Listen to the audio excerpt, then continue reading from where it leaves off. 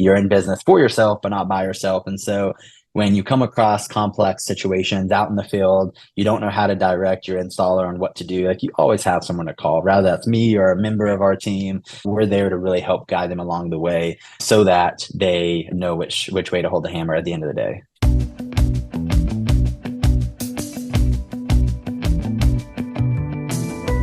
Hello, everyone, and thanks again for tuning into the latest edition of Fran Coach's Franchising 101 podcast. I am Tim Parmeter, founder and CEO of Fran Coach and your podcast host. Today, we're going to welcome one of our franchise partners to talk all about their brand. And today's franchise is a home service franchise. Oftentimes, when we talk about the service brands, we talk about the beauty in the unsexy business models. And this is very, very true. But this franchise is actually kind of sexy. It's a high-end home service that falls into what we refer to as the enhanced category. It's also strategically poised to allow owners to scale large operations due to multiple revenue streams and the ease in owning multiple territories. Sounds pretty cool, right? Well, before we get to this amazing franchise, let's do a quick reminder of who we are. And Fran Coach is a national search firm dedicated to working with individuals like yourself interested in owning a franchise. We're partnered with over 600 franchises in about 70 different industries.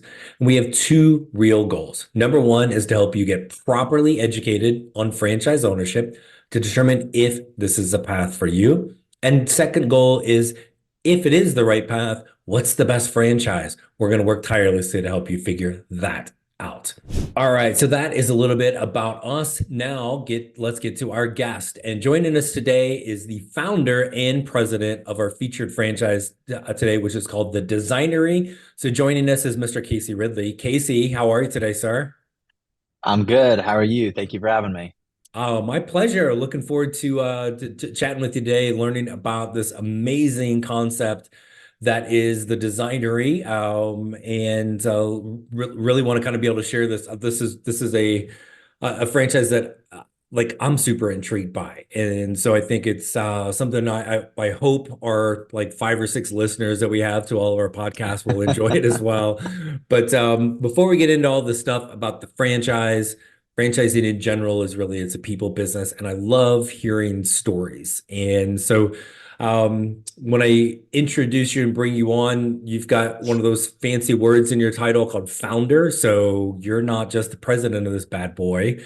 I want to hear kind of your journey to one, entrepreneurship, because you founded a business, which is super cool. And then you've kind of, weaseled your way into this crazy thing called franchising. So give us the Casey scoop. Yeah, absolutely, Tim. Thanks for asking. I could ramble on for several minutes here, so I'll try to keep it concise and short. But to kind of go back a little bit about myself, I always loved entrepreneurship. I just didn't realize that's what it was called. And I actually started my journey in pre-med, and I went to college at the University of Georgia, big Georgia fan. During that time, I was, full-fledged in medicine, and I knew that I loved the ability of a surgeon to kind of, make a little bit more of their own schedule once you get to a certain type of tenure, potentially have your own practice and so on. But I didn't realize that it was the entrepreneurship side that I loved. Well, lucky for me, everything happens for a reason. I was in chemistry, and after my first exam, I quickly realized that medicine maybe wasn't for me. And so I went to my advisor, was like, all right, I got to make a switch. What does that look like? Switched into business, and I just found my passion, and specifically in entrepreneurship, got very involved in the entrepreneurship program, created several patents, created several companies, went through different accelerator programs, learned a lot about lean startups, how to, just grind, right? What it really means to be an entrepreneur. Everyone looks at entrepreneurship as this glamorous, entity and, money and wealth and status. But in reality, it's so much grinding and effort and sleepless nights and risk that you have to take to get there. And so I learned a lot about that and what it really means to be an entrepreneur.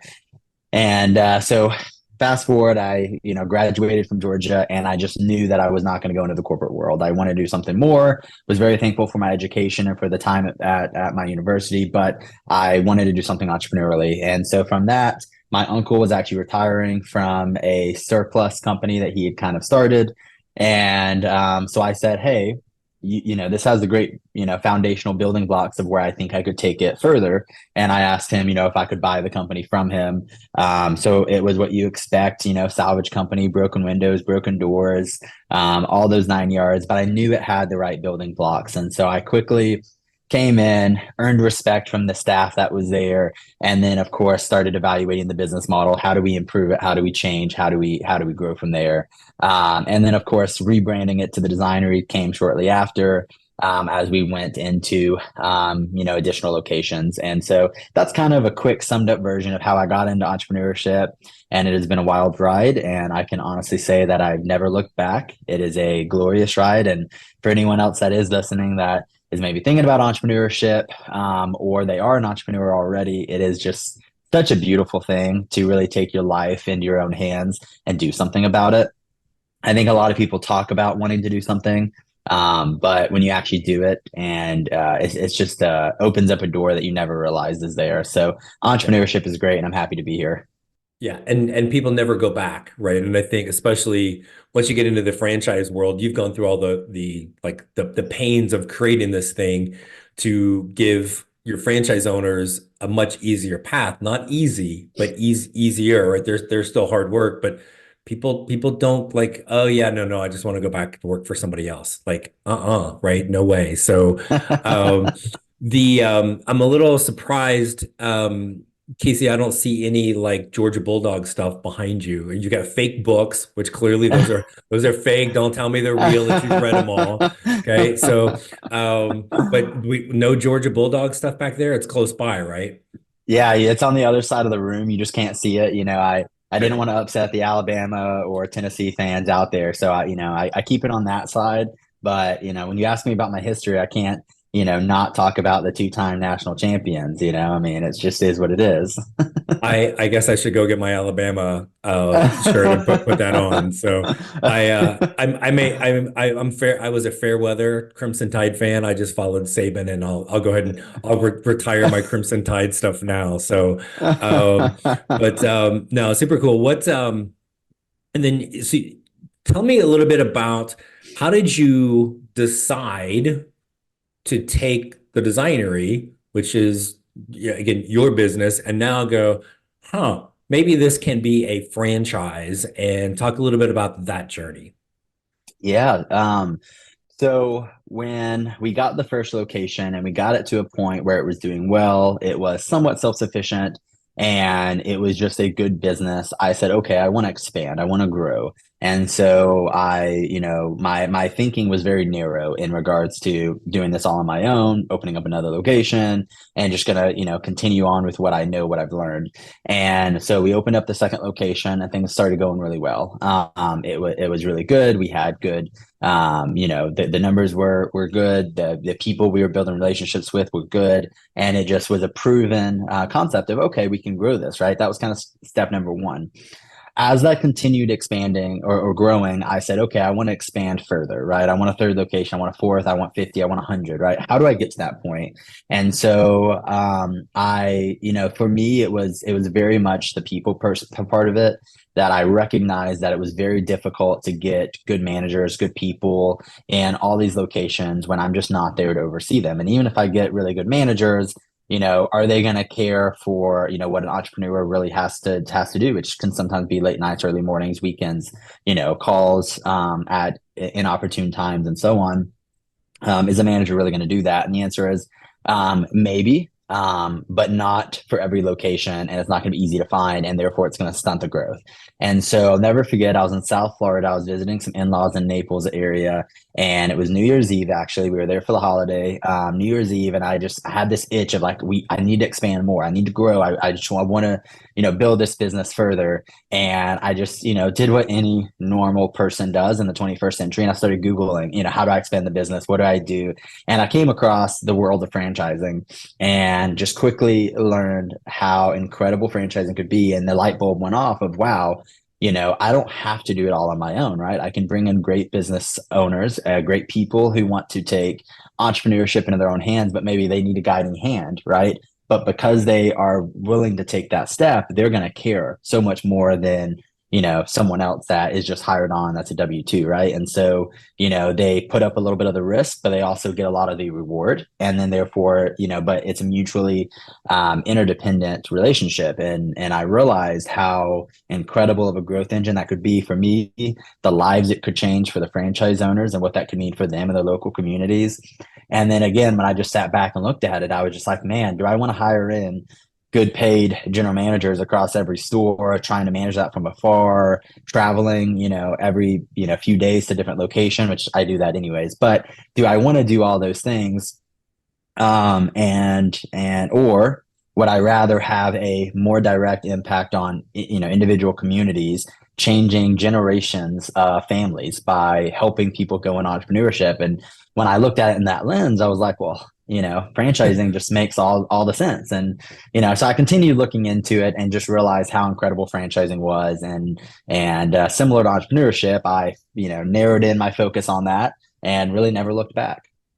Yeah, it's kind of the same thing I think for most people that we talk to. There's a certain level of their journey into franchising was a little like dumb luck. Like you really didn't know anything about it. You just knew you had a business you wanted to grow, and then here it is. And as you talk about, sometimes people are like, "Why would a business franchise?" And you just hit it, right? If I want to grow and I want to scale, yes, I can hire managers, and yes, I can hire good managers, but they don't have ownership in the literal or figurative sense to it. And every now and then you're gonna get one that does. Mhm. But these are literal and figurative owners that are coming in to be able to expand that. They've got skin in the game, right? So I want to go on a joint employer tangent right now, but I'm gonna skip that for maybe another podcast episode.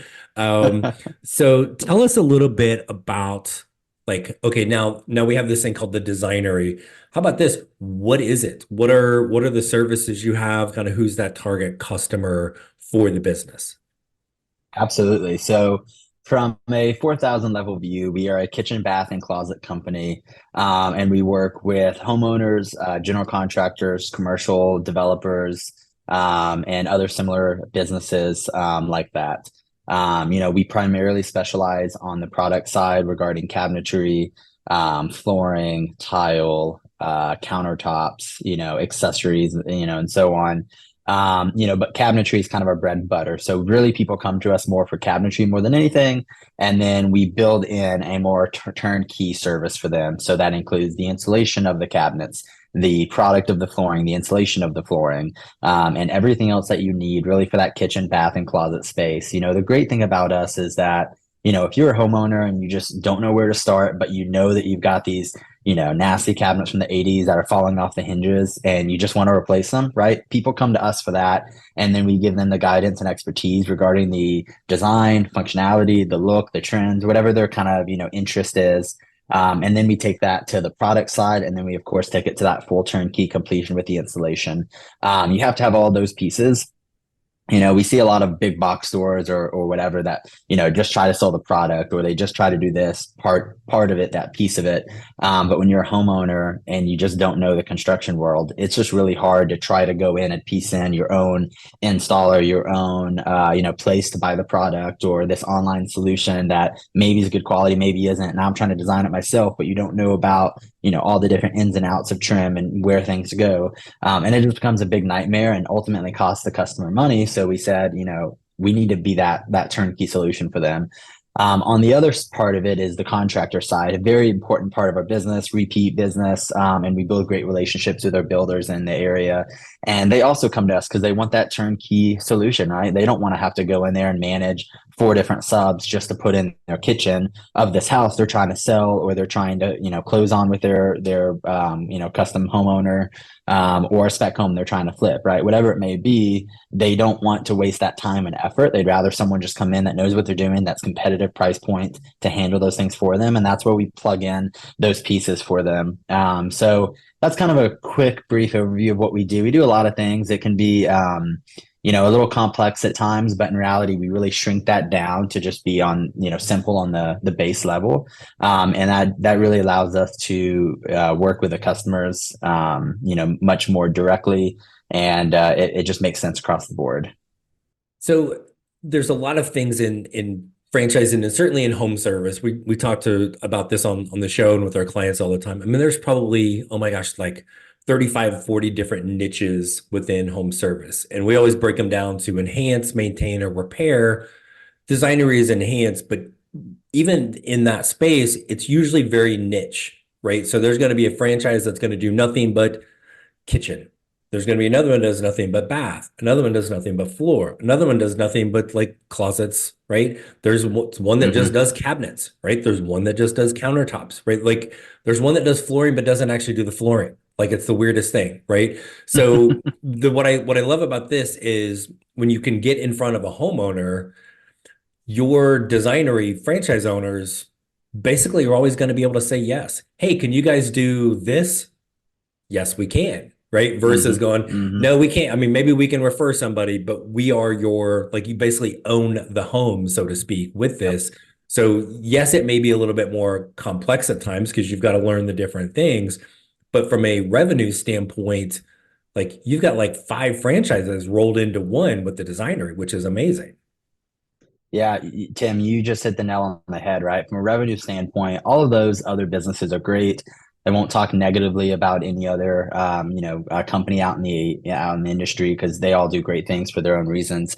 However, the scalability, that ceiling of it, that potential for an individual franchise owner is capped at a certain amount, right? Because you have a certain demographic, a certain market that you can hit for, say, custom closets, right? But by the designery and having all these elements kind of rolled into one, it's very important that we streamline it and make it simple and easy to operate. But on the other side, we don't want to put a ceiling, right? We want operators and business owners out there doing, very, very, very large numbers. We don't want them out there, wanting more money because, and feeling like they can't do it, right? Right. And with the designery, we take away that ceiling and we try to put them on a rocket ship and we help them blast off. And that's really what I've kind of built my whole career on is just that rocket ship of just blasting off and not letting a ceiling ever stop, right? That's for my personal career. That's what I expect of franchise owners. That's what I want for them. And that's the only way to really build the generational wealth that I mentioned that I really want for these owners, Right. is to be on that rocket ship. If you're on a slow moving car or a prop plane or something that's maybe moving on an incline, it just can't reach the altitude that, a fire jet can get, right? And Yeah. that's what we need to accomplish here. So, Yeah, no, I love it. And I think one of the beauties of franchising is that it's so individualized and personalized, right? And there's nothing wrong, and we'll talk with clients like this all the time. Hey, here's one that's, multiple revenue streams, might be a little bit more complex. This one is Groundhog Day. It's the same thing over and over and over and over and over. And it's okay if you're on one side, you will be on one side or mhm, the other, usually with that, right? But so as anybody mhm, that's hearing that is like, ooh, I like the growth. I like seeing all being able to say yes to that homeowner no matter what they do. This becomes a great option. But then like mhm. there's probably somebody listening going, yeah, that sounds great. I don't know which side of the hammer to hold. So Casey, how in the holy hell can I own the designery when there's no way in the world I can do any of the work? Tell us about that. Yeah.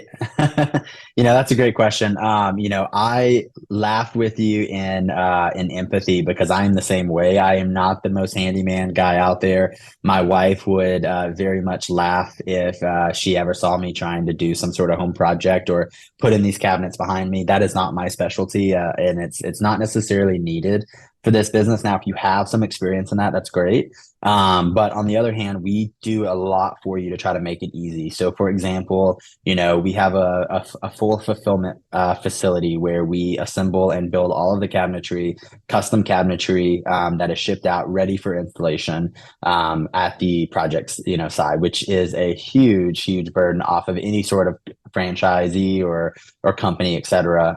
And it also, again, adds that turnkey to the consumer that they don't have to try to worry about building it, which some companies, if you order online, et cetera, they expect the consumer just to figure it out. And that's not, the way we want to do it. And then on top of that, you have the training that we put people through. It's funny. We take people who have been in the corporate world for, the last 20, 30 years and done great jobs in their career, but it had nothing to do with construction, nothing to do with retail, nothing to do with what we do. And we take them in, we put them through our LMS, we put them through our in-person training, we give them the support along the way, the expertise that they need. We help them with how to vet an installer and how to, understand what they're doing and the lingo behind all of it. Um, and very quickly you start seeing there's just those light bulb moments of these franchise owners who didn't think they could ever do something like this. Maybe they just had a little niche for HGTV, or they liked the design aspect and just thought that was cool. Maybe they remodeled their own kitchen and realized how much of a headache it was dealing with other people in their area. So they were like, hey, this is a great solution.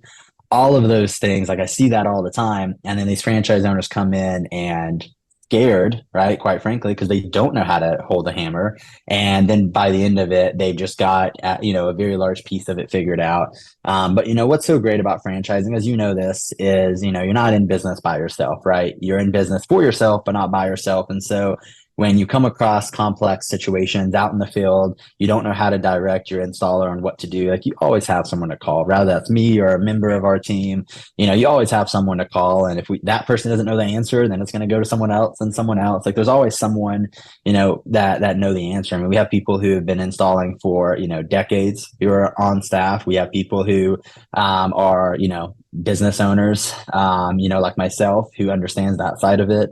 We have, great franchise experienced people as well on staff, great marketers on staff. So there's always someone who can give you their professional opinion to kind of help direct you and guide you.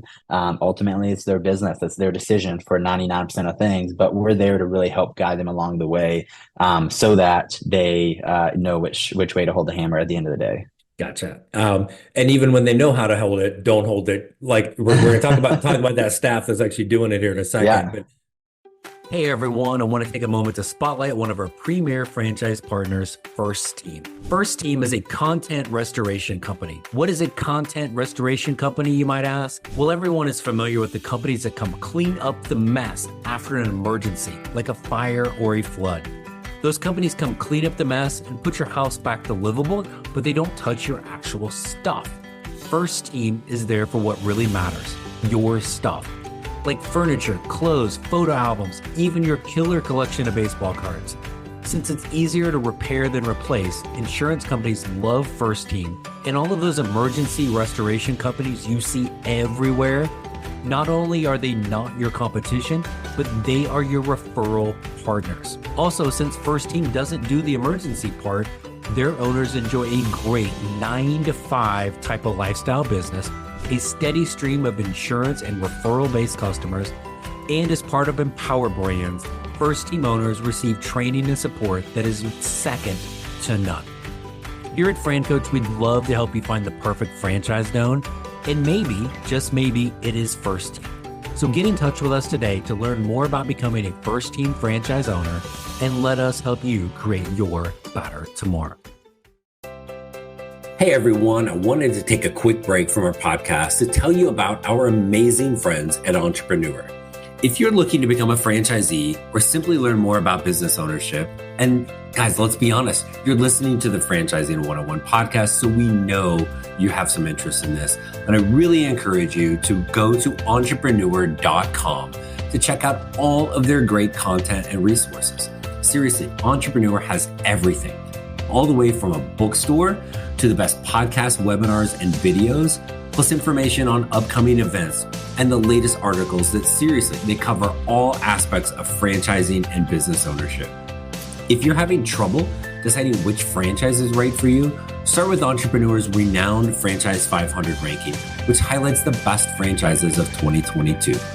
For 45 years and counting now, Entrepreneur has been and continues to be the most widely recognized and respected authority in the franchise market. Digital and print subscriptions are available, so you never miss out on anything. So seriously, what are you waiting for? Go to entrepreneur.com right now and learn more. Talk about some of the things that you guys look for in an owner, right? They're not the doer out there installing stuff all day long. But I think kind of twofold. One is, you guys are have owners that are coming in full time, but you also have the opening for semi-absentee owners, right? Hmm. Let's talk about that full-time owner first. What, like maybe a day in the life? What are some things? I know it can range, but a kind of a typical day, a typical thing that they're doing as an owner since they're not the one doing the installations. Yeah, absolutely. So, the day in the life and kind of the skill set that we really look for in an owner is someone that is charismatic, has a good sales acumen, doesn't necessarily have to be a ton of sales experience, and doesn't necessarily need to have, be able to go out there and get out there and sell right away. But they also need to understand sales. They need to not be afraid of sales. They have to be willing to overcome that fear that sales can be, right? Sales can be scary. And so a day in the life is they're out there selling and they're out there, leading their team to sell. They're also a little bit of a project manager, right? They're organizing their team, their showroom, and people at their showroom with their installers, with shipping, making sure that things are happening at schedule as it should. Like you said, they're not out there the ones with the hammer, with the drills out there actually installing the cabinetry or anything like that. But they also need to be able to schedule and be organized and just kind of follow those things. Now, software is a beautiful thing. There's a lot of elements like that we have in place that really helps people with organization, calendar scheduling, reminders, etc. But the most successful franchise owners that I see are people that do have skill sets for those sorts of things and sales. One of our locations in Quakertown, Pennsylvania, should love it if she knows that I'm mentioning her right now. But she comes from the corporate world, and she knew nothing about selling. She, didn't have any of those things, but she had a willingness to overcome that fear and to learn. And she tells me all the time how, Casey, I had no interest or desire of wanting to pick up the phone to try to call a builder or go talk to a builder or even talk to someone that walks in the showroom because that's not my personality. She said, but you know what? I did it because I was willing to overcome that fear. And now she's great at it. And she is just killing it, not only with her personal life and her family and her, available time, but also in her revenue and her sales and the dollars. And it's all because she had a willingness to overcome that fear and ultimately get out there and sell. So I would say that's for someone that's involved that is going to work directly with their team and help them, organization and sales are just going to be very important aspects that they need to, if they don't have it all the way, they need to be willing to pick up a book and learn more and more about it as they jump in entrepreneurship. Yeah. And sales sometimes is like this dirty word, right? And I think if people don't have experience doing it, they equate it to like cold calling, right? Like your owners aren't Hmm. walking up and down the subdivision, knocking on a door and going, "Hey, is your house a mess? Like, is it a disaster? What, like, does it need improvement? Can we help?" Like, you're not doing that. You're invited into the home, right? Through all the marketing that you're going to have in place. And so again, if I'm inviting you into my home and going, "Yeah, see these cabinets? Like, we got to do something. Can you help?" Right? Yep. Most people are like, oh yeah, I can, it's my business, it's my product. I can totally talk about that. Right. And then, so you've got the in-home version, but talk a little bit, because I think this is, you've got a cool, like you're meeting people where they want to be, right? Do you want them to come into your home, right? Or do I want you to come in my home? Or am I the person I want to go somewhere and see it? So you guys have, your owners have a showroom as well for people. So talk a little bit about what that looks like and kind of how the customers are coming in there, particularly and kind of what that experience is like.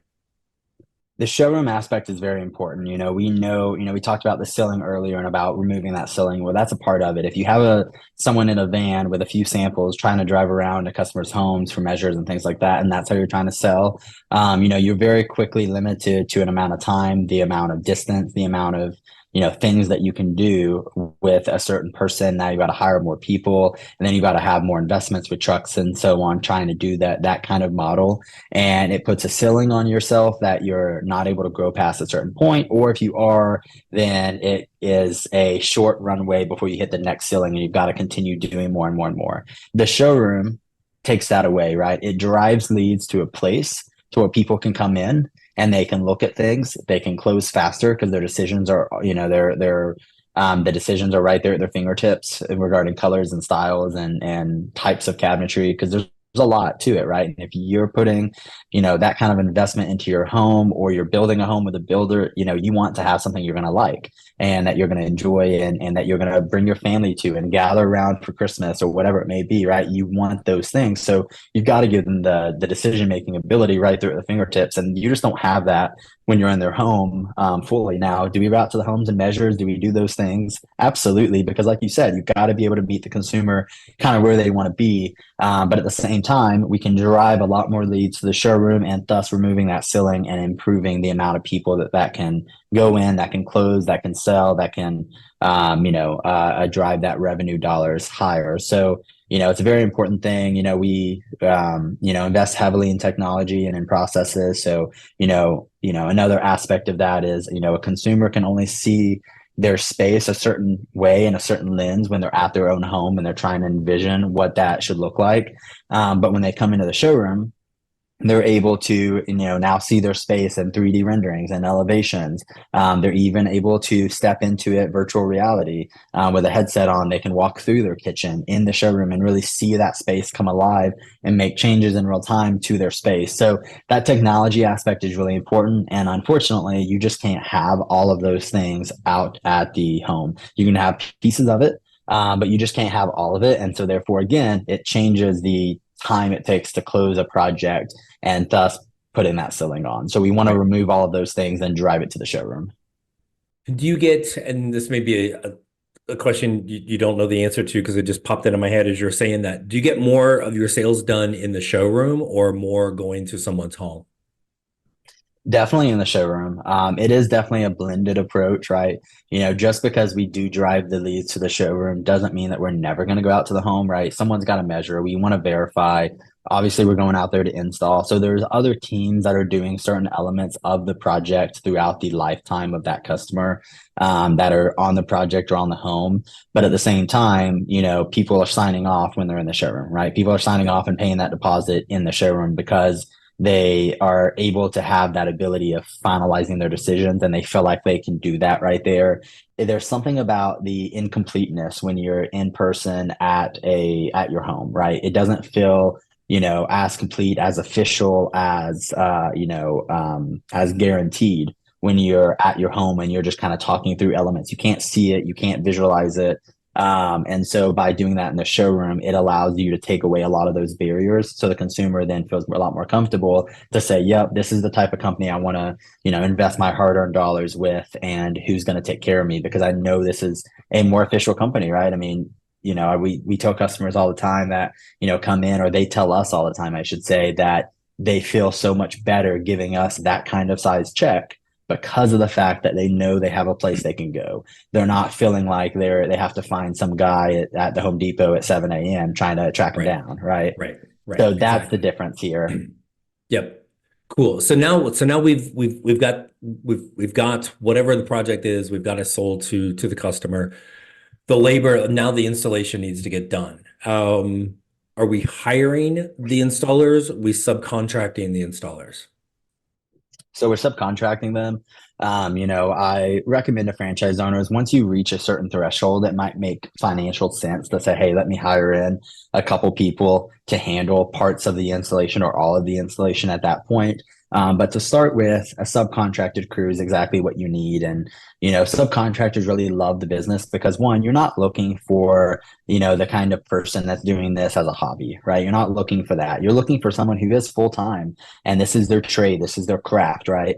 And what's so great about the Designery is that, one, you're going to give them volume, right? So really, you are their only customer. So it's like they're an employee of yours. You have that leverage of such. But in reality, you're still a customer of theirs and it's still a subcontracted relationship. The second part of it is, with subcontractors is that they are used to local mom and pop shops who don't have the softwares, don't have the expertise and the ability to give them what they need at their fingertips. Whereas our softwares and things like that, it gives them customer information. It gives them, the customer reminders. They're used to having to chase down money from these small business owners who are struggling, right? But because of the things that we give franchise owners and the ability to really get a good pulse on their business from a dollar standpoint, it allows them to pay their bills, right? And making sure that their subcontractors will pay, which and thus means that they're happy, right? Right. And so all of those things makes that subcontracted relationship go smoother than what most people might be used to when they think of a subcontractor. Yeah, and I think it's the one of the so I don't know if anybody is having this reaction like, ooh, subcontractors, because we'll get our clients talking about that a lot, and then because it's we're thinking of it from the lens of a homeowner, right? Like, Yep. and no joke, like an hour ago there was supposed to be somebody at my house, like I'm heard boo from them, right? But I live in the middle of nowhere, Arizona. It's my witness protection house. There aren't franchises. There's Billy Bob and a beat up pickup truck is kind of as good as I got, right? Well, Billy Bob ain't here. And so you get that fear of that, right? But then when you can switch that to an owner lens, right? And you're like, now you're telling that homeowner, yeah, I know that's why, people always are concerned about. We figured that out, right? We are your Mm-hmm. problem solver for who's going to do good work. And I know you guys have all sorts of support to help people with that. But what people always want to challenge them to is like, if you have an employee that doesn't do a good job, it can be a challenge to get rid of them, right? Because everybody's Mm-hmm. mind wants to go to the negative. What happens if it's labor this, labor that? Mm-hmm. Okay, well, if it's a subcontractor, they don't do a good job. You know what you do? You just stop working with them, right? Like, Yep. boom. But when you find somebody who is good, like you said, this is their craft, this is their trade, they're good at doing the work. They enjoy doing the work. They don't know how to find it. So they're going to see you as their meal ticket, right? Like, wait, you are getting all these jobs and you're just going to keep pushing it to me to do the work? Heck yes, let's go, right? I mean, like, Casey, what's your favorite flower today? What can I buy you lunch, right? Like you can build these amazing long-term relationships with people that are very good, basically almost small business owners that are great at doing the work, don't want to go find it. Well, you're going to go find it. So it's this big thing that I think most people have that immediate like, ooh, subcontractors, because we think of it from the homeowner. Now flip that around and you're solving that problem for the homeowners. Totally different view. You are 100% right, Tim. Thank you for saying all of that. I mean, I couldn't agree more. I think that, there's a stigma a little bit on subcontractors and dealing with them. And I get it, right? There Yeah. are bad ones out there. And I'm not going to say that coming into business with a designer means that you're never going to have a bad situation or a bad time with a subcontractor. It will happen. That's part of life, part of business. But on the other hand, just like you said, I mean, all of our subcontractors, I mean, they've been subcontractors for us for years. We build great relationships with them. They're coming to the holiday parties with the company, and they're ingrained into the company, and they're part of the company. They just have a different type of payment scale, right? A different type of expectation to them than a normal W-2 employee would. And so there's pros and cons to all of it, of course, but it ends up working out very well. And that, like you said, people just have to shift that lens and that perspective of saying, oh, like I said, I've got to go track down this subcontractor at Home Depot because I paid him some money and he hasn't finished the job. Well, you don't have to worry about that, right? With us, we handle that, for the consumer. So now the consumer doesn't have to handle that. And then from the franchise owner's perspective, so many things are solved for them that it makes that time easier. It's not Yep. necessarily easy; it's just easier, and Easier. it becomes a good relationship. Yeah, exactly. Casey, so I know greatly appreciate your time, and I love the concept of this with the designer. You've got all the different lines of business. The showroom is such a super cool aspect to it, and I love the technology side of things. So I think it's cool. You've got again, you're meeting the customer where they are, like mentally and in life, with what they need done. Sometimes people like to come in and touch it, smell it, taste it. Well, not that. That would be probably a little weird. But you also then can have the technology piece of it as well, right? So it's a Yep. little new school, old school from that standpoint. Easy to scale and grow this out. We haven't talked about it, but just for people listening, you can have multiple territories with this and kind of, I think it's what, three up to three territories out of that one showroom if you kind of strategically place it. Is that right? That's right. Yeah, that's kind of the rule of thumb. Obviously every area is different. We have a franchise owner in, Alabama who has two territories, but it spans a very large distance, right? And she might say, hey, let me have one main showroom, maybe do a little bit of satellite showroom on the other side of this, et cetera. But then you have, in downtown Atlanta, a couple of territories where maybe it does make sense to have one showroom. So, one showroom per three territories is kind of the rule of thumb. But I will say that every demographic and market is different. And so that's some part of the strategy session that we work on with the franchise owner is to say, hey, what does your blueprint look like? Like, what kind of business do you want to grow? And you tell us about your market, and then let's strategize together. Yeah. Because that's a lot of what business is, right? Is strategy sessions. And that's Yep. really what the franchisor is guiding them on is a strategy session forward. And you're helping again personalize it for each owner, each area, right? Sometimes people wonder like, well, how like is it going to be good in my area? And then like I'm like, if you could Mm. actually see the behind the scenes stuff of the mapping software franchises have, it's creepy how much information that they have, right? And so it's their job to know all those things. So last thing I want to throw at you, and then I promise I'll let you go, is and this is probably a loaded question also, but is there anything else about the designery that we've not touched on that you'd really want to make sure we know about today? The one thing that I will talk about that I think is important from a franchise owner perspective, but also the consumer, and the consumer is obviously who's paying everyone, right? And that's what makes the business go round. And that's that quality aspect of what we do, and that's very important, right? We hold ourselves to a level of excellence when it comes to quality. And so rather that's our cabinets that are all built like custom cabinets, so wood glue, brad nail, and staple. But we also then do the other touches with high end machinery like dovetail drawers, full overlay, dados, right? All of these cabinet lingos that, I'm sure you have no idea what I'm saying, Tim, but what it basically means is a really, really, really strong quality cabinet.